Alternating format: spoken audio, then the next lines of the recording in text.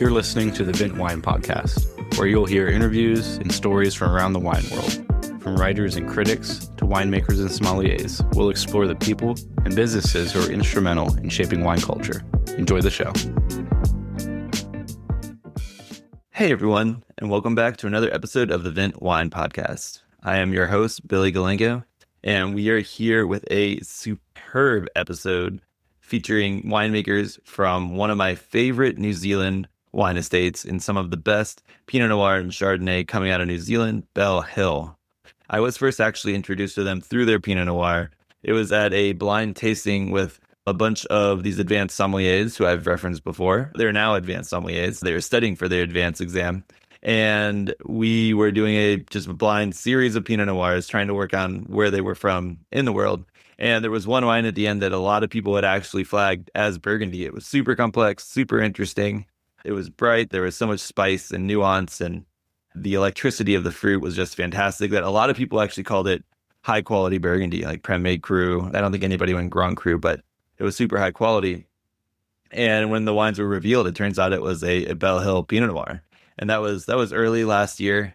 And I was not familiar with Bell Hill, so I made it a point to really learn as much as possible. I've tried more of their wines, and they're just consistently fantastic. So ever since then, I've been trying to have them on the podcast. It actually took 6 or 7 months just because of the way that, time zones work and also just the times of the year. They're such a small team. Marcel and Sherwyn do a lot of it themselves, that they're busy all the way through the growing season and harvest, and then they travel in the off season. As in this interview, they were in Burgundy to try to learn as much as they can to improve their craft.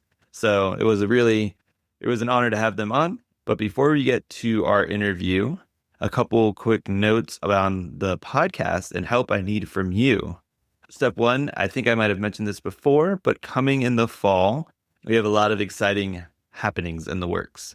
One of these transitions will be that we will be going back to full video for each of the podcasts. And to do so, we're going to be adjusting the format a little bit. So as you guys know, we've introduced the 5 questions. And then now we have the news on the front end of these longer interviews. In order to move to video and just to streamline editing, what we are going to be doing is removing the news from the front of these videos. So it's going to start more like the 5 questions. We'll just jump right into the interview. I'll give you a little background with the guests, and then we'll get into the interview. What I would like to know from you guys is, do you enjoy the news? I am contemplating having its own segment to come out Mondays, being about wine news, wine history. If this is something that you would like to see, let me know. Either shoot me an email, or actually fastest would probably be shoot me a direct message at my Instagram, Billy Galanko _wine_nerd.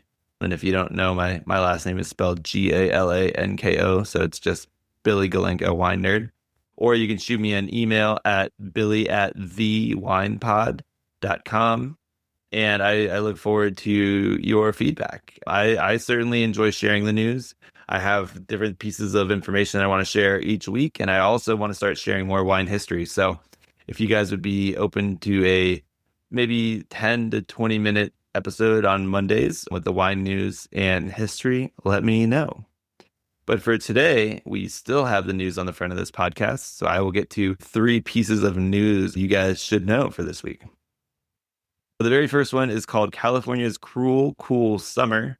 It's on winesearcher.com. I recently did an interview with a Napa Valley legend. We will publish that episode in September. But when I was speaking with him, he mentioned how cold the growing season had been thus far this year. And I was actually unaware. So I did a little bit of digging, and it was just a coincidence that this article was published. And we've been in these periods where the climate is unstable with climate change going on. Sometimes we get these extreme droughts. Sometimes we get the other direction.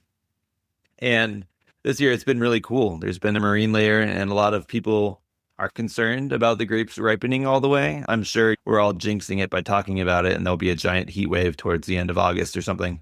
But a lot of wine growers are thinking about how they can ensure that they get their grapes ripe enough, especially the red grapes. So there's a lot of crop thinning or green harvest. That means that they're going in and cutting off grape clusters that are on the vine that may not be ripe yet. So these are still green grape clusters before the red grapes turn red and before the either the white or the red grapes ripen, they will cut those off and allow the remaining grapes to ripen faster. So the vine can use more of its efforts to ripen what's left of the grapes.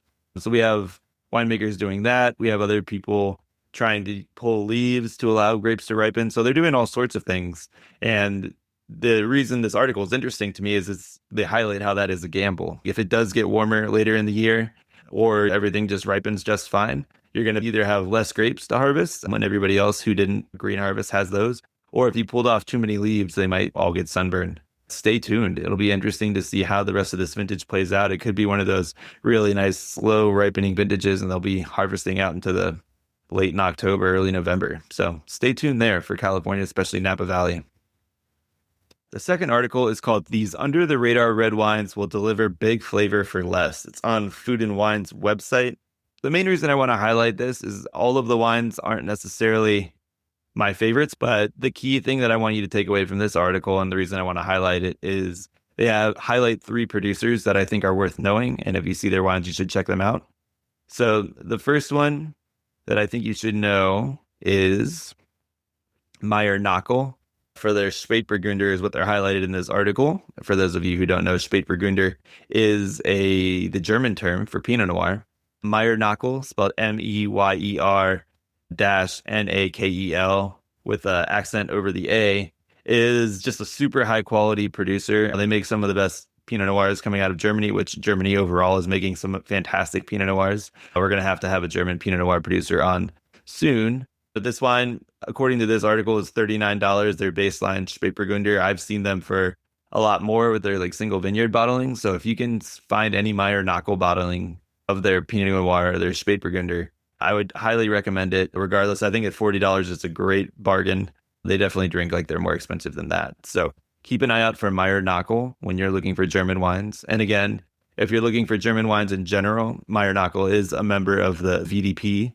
It's that organization that and has a certain level of quality or restrictions that each winery needs to make to be able to qualify to be in the organization. And all of the wines have an eagle on the neck of their bottle at the foil at the top. So if you look for this eagle on a German wine bottle, you're pretty much ensured that it's going to be a quality, well-made wine. The second producer to know from this article is Benedict and Stéphane Tissot. Super high quality producer from the Jura. They're from one of the most well-known appellations within the Jura, the Arbois. The wine they focus on in this article is one of their pulsars, but you can't really go wrong with any Tissot wines if you can find them. And they're actually becoming more and more findable, at least here in Los Angeles. I think they're slowly starting to get imported more. Keep an eye out for any Tissot wines. And the third producer I wanted to highlight from this article is Alvaro Palacios. Basically, anybody in the Palacios family, they're probably making great wine in Spain, but Alvaro is known for his work in Priorat, making some fantastic wine in Priorat, having his own distinct style in a lot of special bottlings. And then he also is working with his nephew and more family members in Bierzo, closer to Galicia on the western side of Spain as well, to create some really interesting wines from Mencia. Alvaro Palacios is just an icon name to know. So definitely go and check their wines out as well. And then moving on, our last news article for the day is just something that I've been banging on about. Just a lot of somms probably have. You probably heard a lot of wine nerds. But it's an article from the drinks business called "No Flutes in the Building: Why Sommeliers Are Snubbing Champagne's Most Iconic Glass."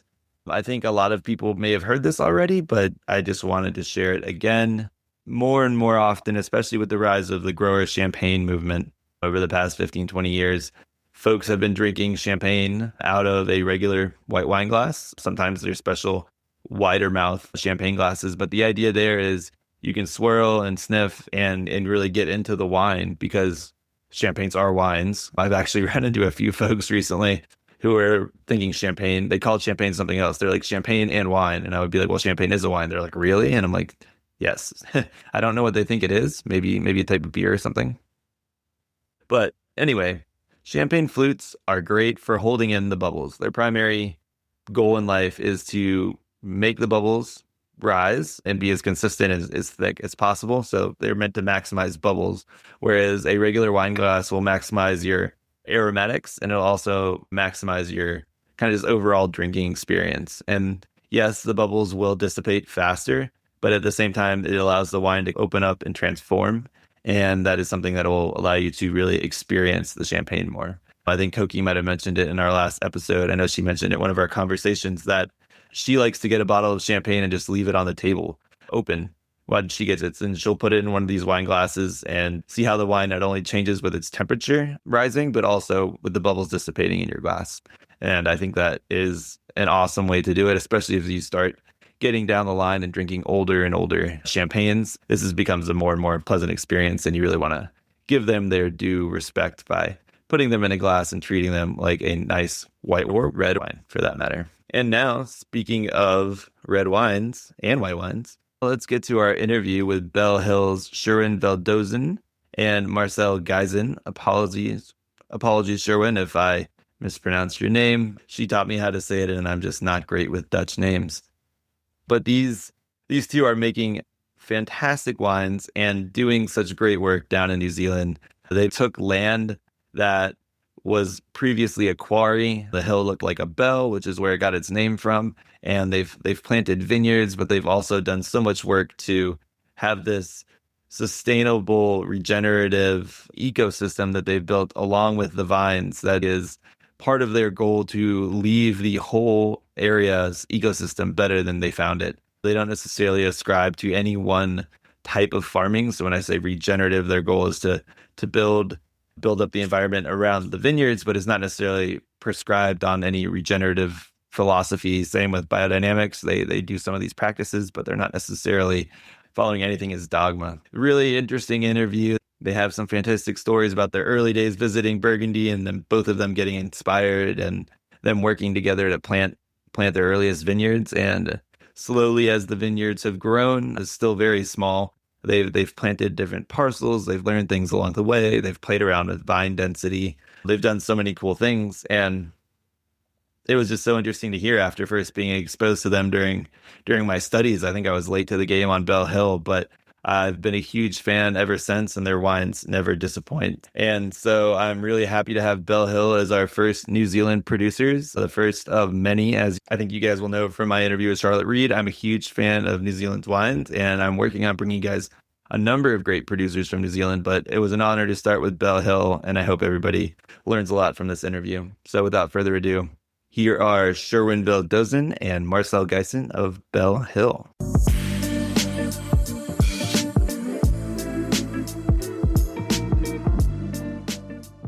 Hi, Sherwyn and Marcel. Thanks so much for joining today. Hello. Hello. Welcome. It's nice to be here. Yeah, it's been a long time coming, but I think our listeners will have been familiar with the story that I've shared about coming across Bell Hill in a tasting when I was prepping for a Master of Wine, either a seminar or an exam, and your wines just absolutely stood out to me. So I'm really excited to have you on and hear a little bit more about Bell Hill. If you guys could maybe start with a little bit about your backgrounds and how you guys came together to start such a great winery. Okay. Well, I studied a different business management degree and I joined a wine tasting group when I was a couple of years through that degree, and I became very enamored with wine and the idea of wine. And so I did postgraduate study in viticulture and enology, and that's where I met Marcel, and Marcel had a different path to wine. My family, I was born in Germany, and my family decided to immigrate to New Zealand in the early 80s. And my brother started a vineyard, knowing absolutely nothing about a vineyard. And I finished my schooling, did an apprenticeship in Germany, and joined my family in New Zealand back in 1983. And that was early pioneering days of the New Zealand industry, basically making very simple sweetish table wines for immediate consumption and really trying to culturally educate people in a non-wine drinking country what wine is and what wine culture is. And so I've been fortunate to see an evolution over the last 40-odd years in New Zealand, coming from the old Müller-Thurgau days to pretty special Pinot Noirs and Chardonnays that New Zealand is known for, apart from the commercial side, which is, of course, Sauvignon Blanc.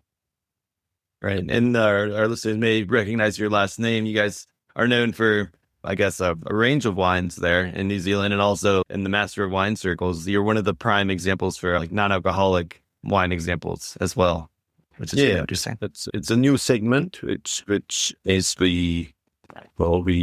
I can speak about for myself. One gets older. You see, a generational change, and the generational change where consumption changes, and we have to go with what's adaptive with the trends that are out there. So it's like natural wine, non-alcoholic or lower alcohol wine is something that we're going to see more of in the future, I'm pretty sure. Yeah, interesting. Well, we are here to talk about wines with alcohol. Could you guys share a little bit? So you guys had your own paths. How did you guys come to meet and decide you wanted to start? We met in New Zealand. Okay. And so I did my first harvest with Marcel in his family business.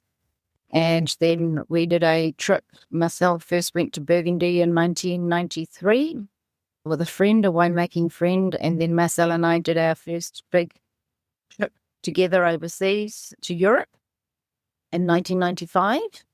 And we came over here to work in a winery in Luxembourg, which we ended up doing 2 harvests for. But basically, it was our time here in Burgundy that really made us connect to the land, to the soil, to how that plays out on wine. And that's when and how we decided that we wanted to forge a path in that ourselves, which was going to be separate from the family business. So that's Veldhuizen is its own entity that Marcel and I started 28 years ago.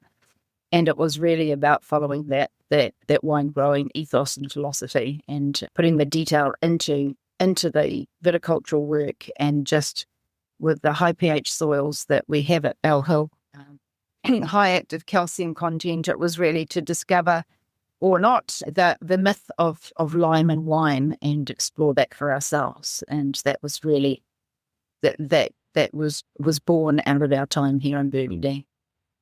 Well, the romantic aspect of it was we wanted to, at that time, we were young, and obviously you don't have a lot of money when you're young, and we wanted to travel with a tent through Burgundy, camp in all the campsites and get to know the region. But we started in Marcel, which arguably at that time had the most picturesque campsite right amongst the vines, right above the Sentinel Vineyard. So it was within 2 or 3 days you get the best spot with a lot of travelers who pass through, and you secure your best position there.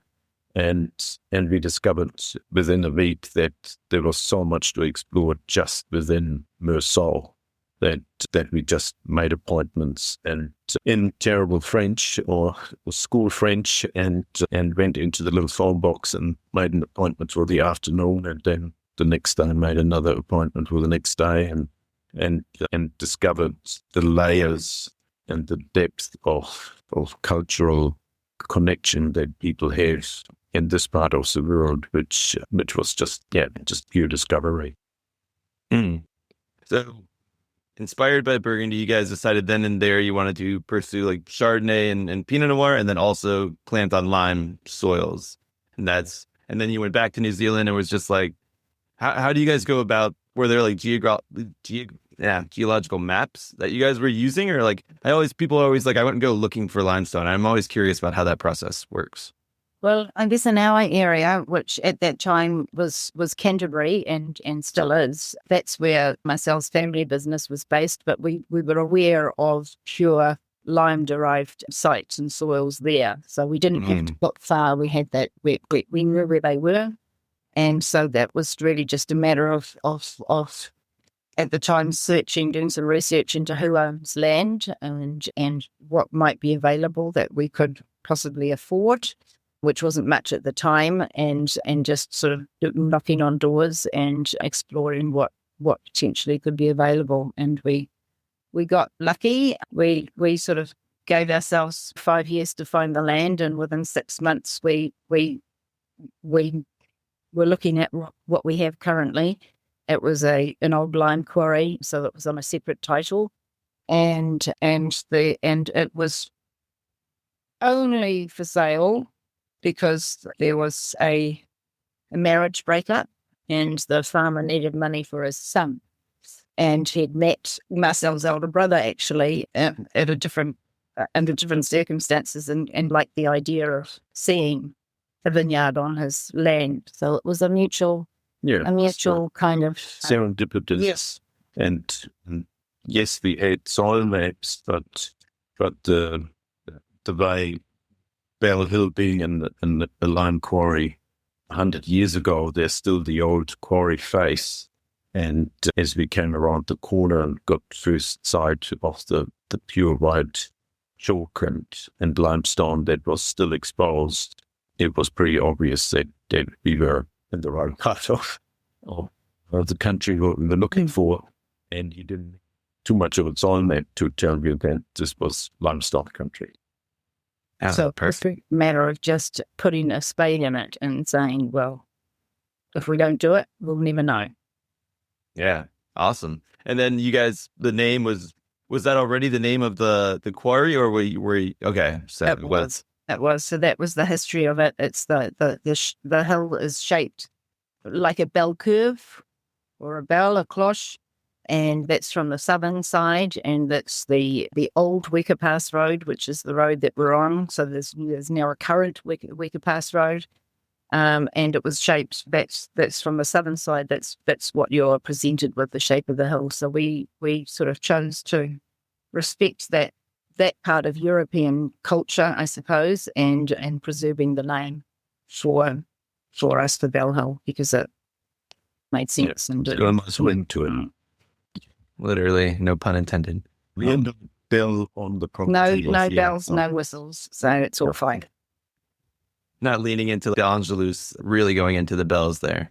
So when you guys identified your place and you started planting inspired by Burgundy, so I assume everything you set up, the training, everything else, or not assume, you guys are very clear about how you set up the vineyards in a Burgundian style. What did you plant first? Did you specifically know you were going to be setting up different blocks from the outset, or did you just plant a vineyard and the blocks emerged as their own personalities? We planted the blocks, but we didn't know how they would present over time in terms of their personalities. We started with Pinot Noir the first year in 1997. That was on a leather gradient of slope. All of our vineyards have a degree of slope. That was the first year. And then the second year, we planted Pinot Noir and Chardonnay on the steepest slope. So we sort of cut across the two boundaries. Two extremes, yeah. And then it was really a matter of, we did some more planting in 1999.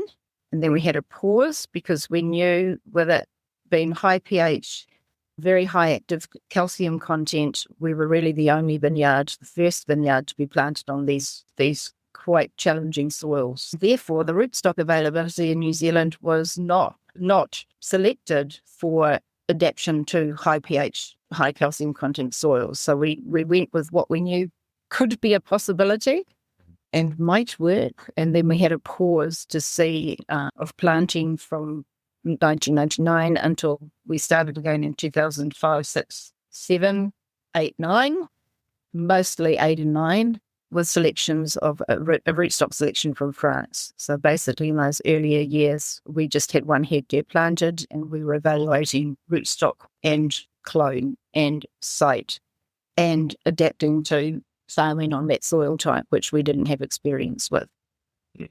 What rootstock was it that you used, or did you change after it too? After spending time here in Burgundy, it was the 16149.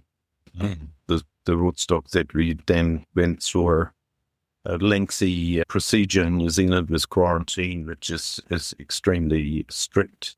So it took from the word goal of getting the material out of France to actually having plants to put it in the ground, it took 8 years. So that was lengthy, but it is, at that time, it was the best rootstock available that is qualitatively beneficial to what we intended to do. So it's low vigor and it's not as, it just gives us maturity within a parameter of the season that it makes it all work, really. And there are problems with that rootstock here in France, so it's not favoured anymore. But there are still question marks about where those problems are actually really originating from. So we just have to go forward with a bit of hope. And we've since, with more recent plantings from 2020, 21 and 22, we've added back a selection of rootstocks, of which we've included 16149, but then some of the older stocks that we had at the beginning as well. So we're trying to be cautious and be prepared. Yeah. I was actually gonna mention I was out in Burgundy earlier this year and speaking with people about their issues with that rootstock. But it does, to your point, seem like they had planted some decades and decades ago that are still doing well, and then there seemed to be a planting in the early 80s. There seemed to be a period, maybe it was bad material. So I was wondering if when your rootstocks went through quarantine, maybe that might have solved some of the issues, maybe getting rid of some of that, filtering out the bad plant material and just keeping the good 16149. Fingers crossed. Yep. Yeah. Awesome. So let's talk a little bit more. I guess now we can share for everybody listening who may not be as familiar with Bella Hills wines. Can you talk a little bit about your kind of range or portfolio and how you go about identifying your different bottlings? Sure. I guess for the first 4 years, while we had a very, very vineyard, not by French standards, of course, but we had the Pinot Noirs were bottled under the old Wicker Road label. And we still have that label, but that's more for young fruit, for young Pinot Noir. We don't use it for Chardonnay. And also if we have some experimentation in the winery and the vineyard and that we don't want to include all into the bell hole, or if for some reason we have a challenge in the season which has created a little bit of a weakness in a block here or there, then we have a place for that to go in order to achieve the best possibilities for the Bell Hill Pinot Noir and Chardonnay blends that we have, which are a blend of all of the parcels that we have. And then from 2016... Yeah, we started with, particularly that was with Chardonnay in the Limeworks block, where we've got plantings from 99, right next to plantings from 2009. And it was obvious that the 99 plantings in a spot of a very interesting, very dense, barley, clay, very drainage is not perfect in there. It's a site where it wouldn't immediately point you in the direction that this could be a single parcel. But over the years, it always stood out. It's got great tension, great acidity. It's a little later in ripening, and there's just a level of finesse in there, which some of the older plants contributed to a certain degree, that really warranted to be bottled separately. And it's not it's purely discovery. That's what it's about. It's, if we don't bottle it separately, we'll not know how it looks like. And the nature of the tiny volume that we produce of the total of 3.2 hectares, 2 hectares which are producing, and just only talking a few hundred bottles. We're not talking tens of thousands of bottles. So it's very small scale, and with Chardonnay, we cannot make a single parcel wine every year, because if the yield is not there, we're actually taking away from the Bell Hill blend a proportion that should be in there. So far, we've done a 16 Limeworks Chardonnay. We've done an 18 Shell, which is our steepest slope. Pinot Noir. Of Pinot Noir. And in 2020, we got a Limeworks Chardonnay and a Shell. Interesting. So when they are so limited, how do you guys sell those like directly in New Zealand? Like how are those allotted throughout your different sales points? Allocation exercises they take time, but basically we try to be as fair and transparent as we can. We offer all of our markets, all of the wines that we have, with the exception of the Old Wicker Pass Road. Those are more some of our older historical markets, and because we don't make that wine every year, we don't make a lot of it in any year. It's just not part of the wholesale offering, I suppose.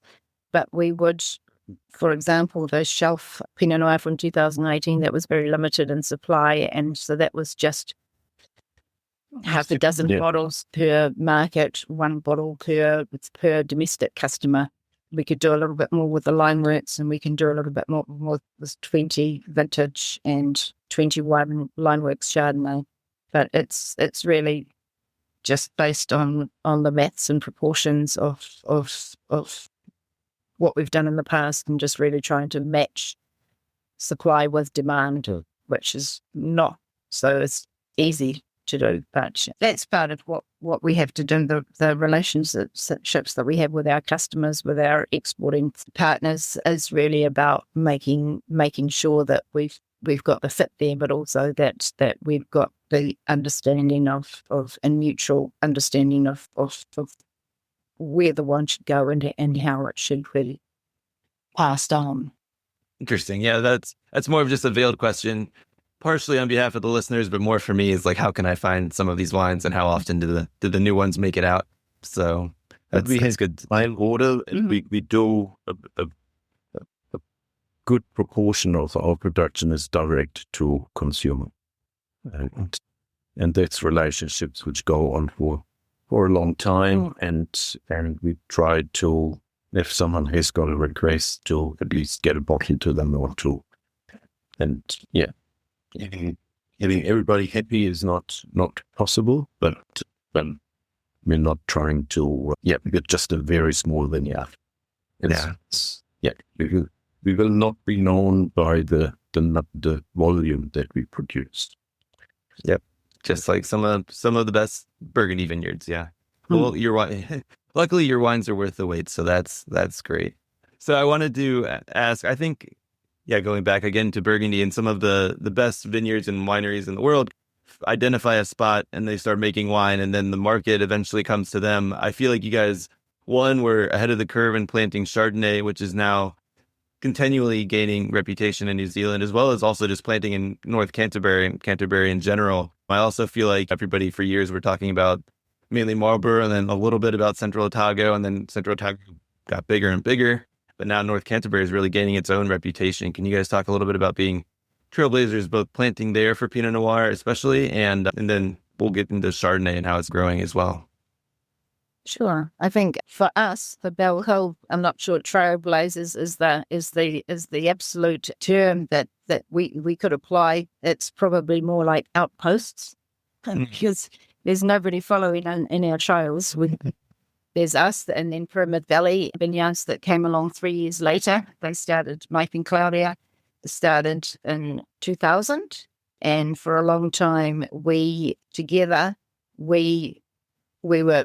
great friends, and we were basically we got through the good times and the bad times together, and in terms of what we were trying to achieve with high plant density and the Burgundian ethos and philosophy is really, that's really how we sort of propelled ourselves and kept going. But the North Canterbury region is certainly gaining its place in terms of Riesling, Chardonnay and Pinot Noir. And there's a lot of smaller producers, a lot of hands-on approach to the business and the viticulture and the winemaking, the wine growing. So they're very invested in all parts of that, and that makes them quite approachable. And I can't think of the right word for that really, but just in terms of, they're not big entities, I put it that way.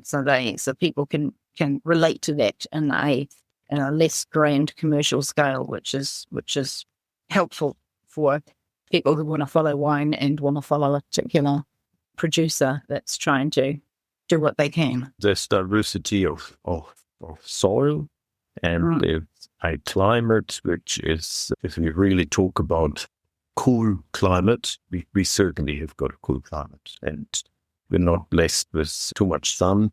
So you have to work hard in the vineyard each year to get your canopy management and your response to the season to the finish line. There's not much time left when harvest is finished that you could have the luxury of saying, well, we could have hung it 2 weeks longer. So it's a little bit more on the edge. And that's, I think the vines have got the purity of the Pinot Noir fruit, which makes it quite compelling. And I suppose too, with us at Bell Hill, it was natural that we wanted to follow the Burgundian vineyard architecture, but it was also a way of maximising our potential for success, if you like. We're on a very highly elevated site for Canterbury.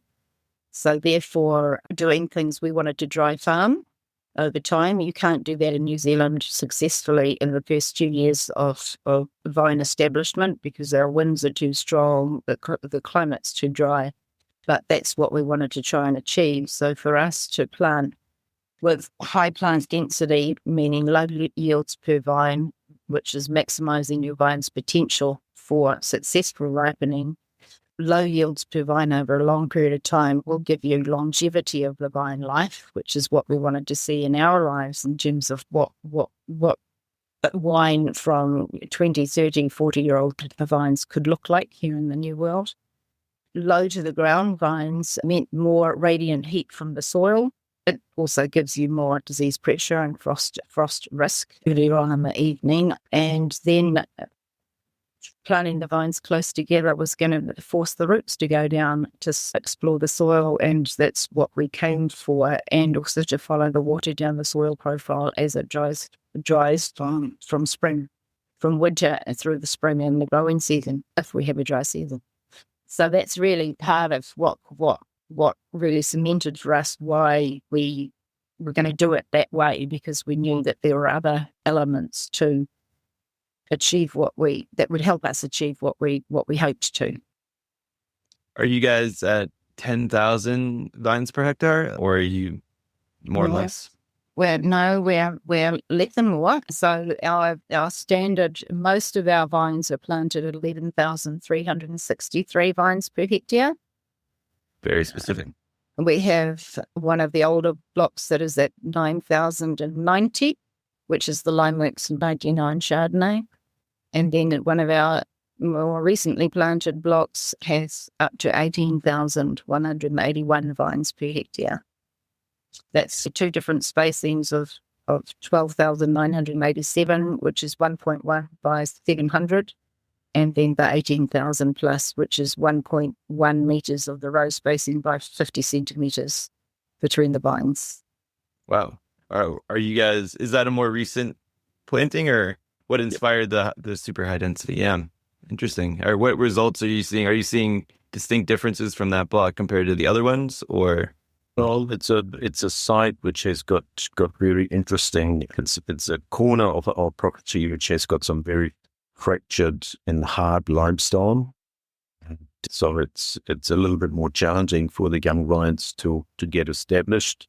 There is clay underneath the rock. The benefit of that we will see hopefully in a few years' time. But yeah, they're very low vigor. They take a bit longer to get established, and we just this year 2025 had the very first very small harvest from those young vines, and so we keep those separate, and yeah, it'll just give us an idea, a very first glimpse into what's possible and how it expresses itself. So early days. And I guess too, it was really that these are the last vines that we'll plant at Bell Hill. And so it was really a matter of saying, well, if we don't try it now, we'll never know what does friar plant density look like in a ferment in a wine compared to a lower relative plant density. So it was a way to just take and keep learning. It comes with visiting Burgundy and getting to know people like Olivier Lamy, and when you taste his vines from his very high density blocks, it's certainly a very compelling argument to you gotta explore it. Yeah, he's getting up even higher. Yeah, I've read about some of those. They're really interesting. How logistically, how do you go about like harvesting when there is a full yield? Do you just drag a little like box behind you and kind of just like shimmy down the row? Yeah, we've got just picking crates. Everything is handpicked anyway, so this is no different to picking any other parcel really. And some people prefer to sit on a trolley, and others prefer to just crouch, or depending on the slope, you can sit down. And we have little canvas sliders that the crates sit in, so they just come down the hill with you. So it works pretty. Yeah. Start at the top of the row and gravity will help bring you down to the bottom. So far, nobody's walked off the job during harvesting. I think there's plenty of other things that people don't like doing very much, but that's not the hard one. Yeah. Yeah. Mm. That makes sense. I just feel like, I guess it's because I'm new, but last time I was there, I just kept like accidentally bumping into vines inadvertently. So I feel like I would just run into everything, but that makes sense. So pivoting back over to Chardonnay, you guys obviously planted it because you wanted to see how it would express itself. But I feel like now it's becoming not like necessarily popular, but it's growing and it's coming out of behind the Sauvignon Blanc, along with Riesling and Pinot Gris a little bit as well, the Sauvignon Blanc shadow. Can you talk a little bit about what you've seen in terms of New Zealand Chardonnay getting a little bit more respect on the global market? Yeah, respect. It's New Zealand has got enormous potential, which obviously we would say because we come from there. But it's still in the fine wine world, to say that that there is this not misunderstanding, but the perception is of course formed from Sauvignon Blanc, which is a huge regional expression of Marlboroughs, and anywhere in the world where you got 30,000 hectares of one grape in one particular spot, you get recognized, and it's not a reflection of the rest of the country, or even Marlborough Chardonnay, which has got enormous individuality, and we have that within New Zealand in the small region like Nelson, which has got some great Chardonnay producers, Hawke's Bay, Martinborough, and of course right up in Auckland with this Cumia River. So it's the diversity is there. Otago Becoming very excited about Chardonnay and planting more and more Chardonnay down there too. So it's that individuality, given the range of the cooler climate that New Zealand represents within Chardonnay, it's going to express itself in a really exciting way. People are very serious about it. There's great attention to detail in terms of making wines with tension. Mm-hmm. Call it modern style, but not the old big fat Chardonnay with lots of oak and buttery malolactic characters. So it's a very dry, elegant, not flinty is a misleading term, but yeah, really crisp, that capture energy and I think the climate is helping with that. Well, in terms of New Zealand having a maritime climate, being exposed to the Pacific and the Tasman Sea, our high diurnal temperature swings between night and day. So we do have that element of restraint in the wine on the whole part, which gives a balance, and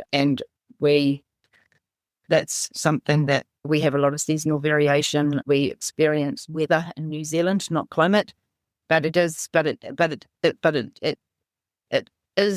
an advantage, I think, for Chardonnay to really to just keep stylistically that intention whole.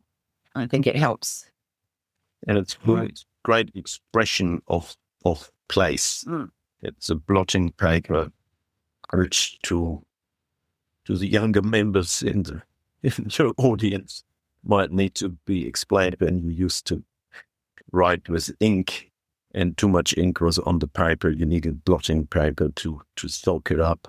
And but it has got that ability to soak up the flavor of the land and gives it in a very precise, transparent, clear message, which Chardonnay can do.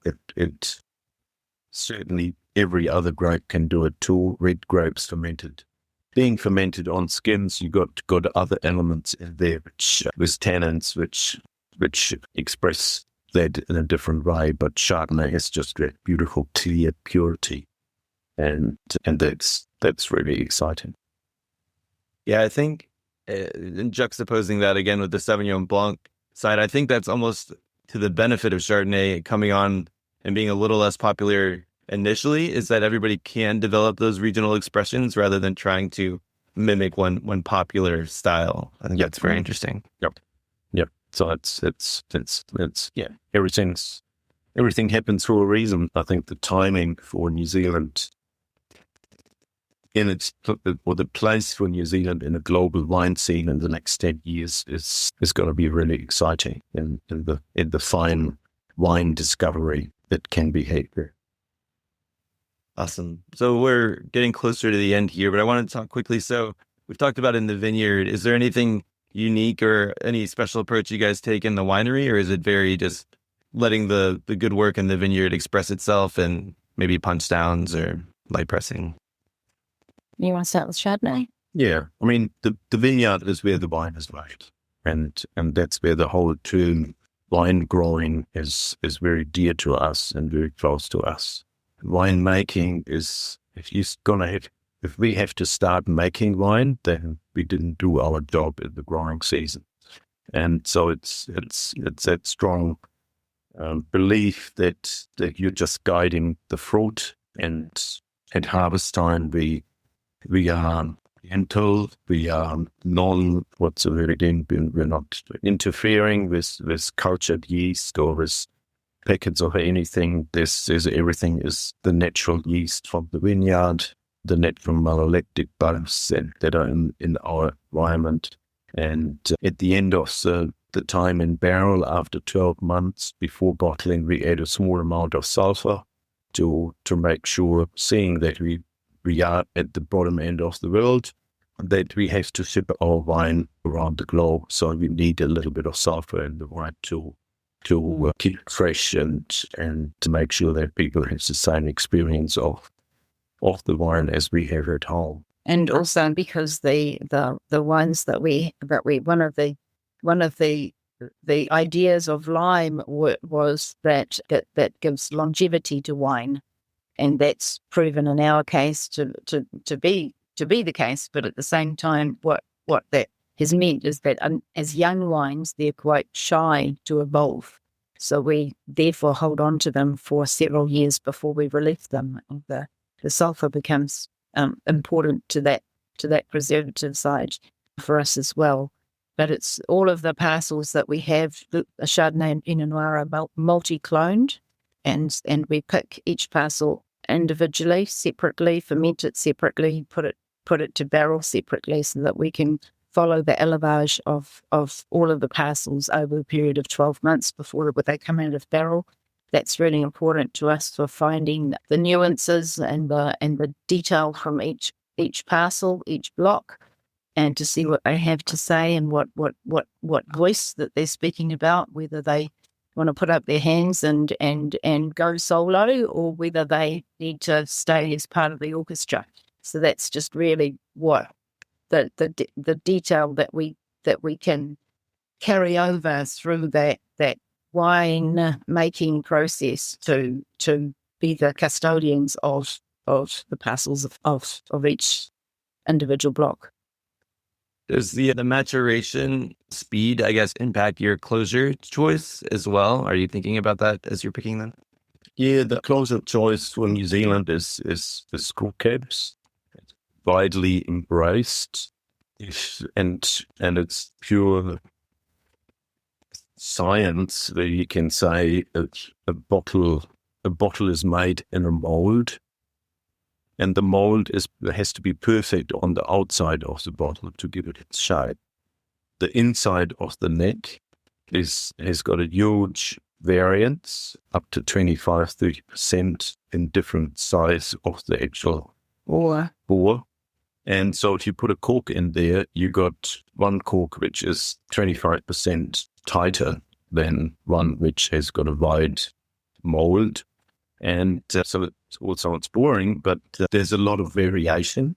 And when you have a small production like us, we cannot afford cork tones and replace bottles. So screw caps might not be the traditional way it is a traditional way of sealing bottles, but technology has shown that there's a way better seal available to us. So we use it. We bottle everything on site with our own equipment, which is a little bit crazy for the small volume that we have, but it is an important step in terms of preserving quality. And we have got some pretty cool equipment to keep the oxygen pickup during the bottling process at an absolute minimum. And that's where the screw cap is giving you that consistency from bottle to bottle. That if someone said, I had a great bottle in Hong Kong, that the cork had nothing to do with that in terms of getting variation.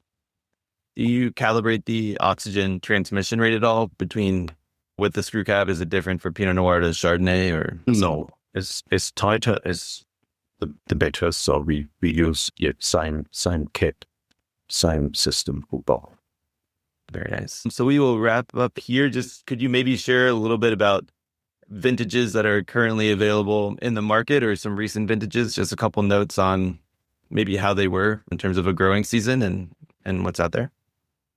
Sure. 2020 is what's currently available. That was released in New Zealand in January of this year.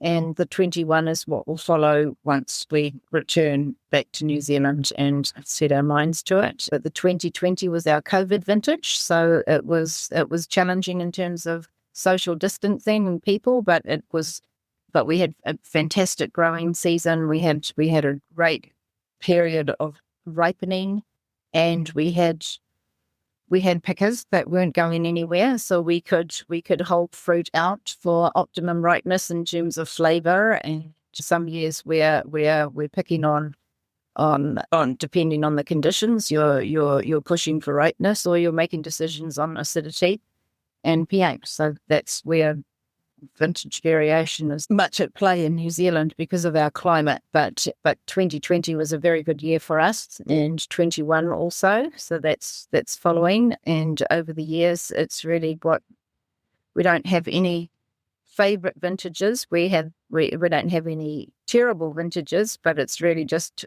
taught us over time that you just have to be adaptive, and you have to be flexible, and you have to just keep thinking and responding to whatever the season is giving you. And in the end, the wine will deliver what it can. It'll reflect the season that it comes from.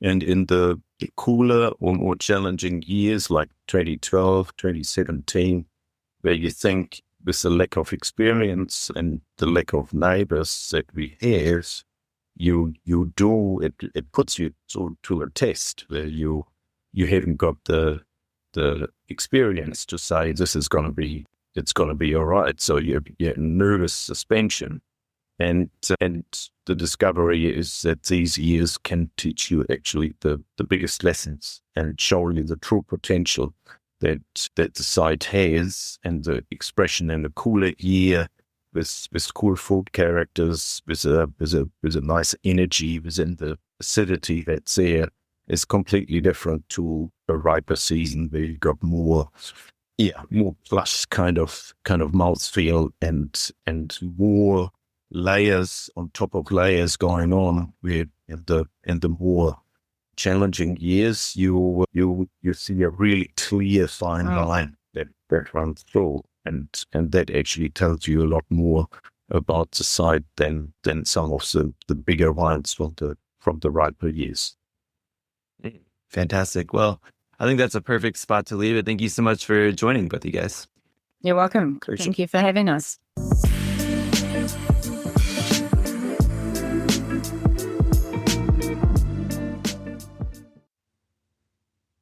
All right. And that was our interview with Sherwyn Veldhuizen and Marcel Giesen of Bell Hill in New Zealand. I hope everybody learned a ton about the wines and really can understand why they're so special. Everybody should go seek out some Bell Hill Vineyard wines with their limited allocations. Snap them up. They're great wines. You won't be disappointed. But for now, please message me if you're interested in the news and the history being its own segment. Otherwise, we will just be eliminating that from the podcast as we transition to video. So please let me know what you think. Again, either message me on Instagram at Billy Galanko Wine Nerd or send me an email at billy@thewinepod.com. And that is our episode for this week. We'll be back with another 5 questions on Friday and a full episode next week. Cheers.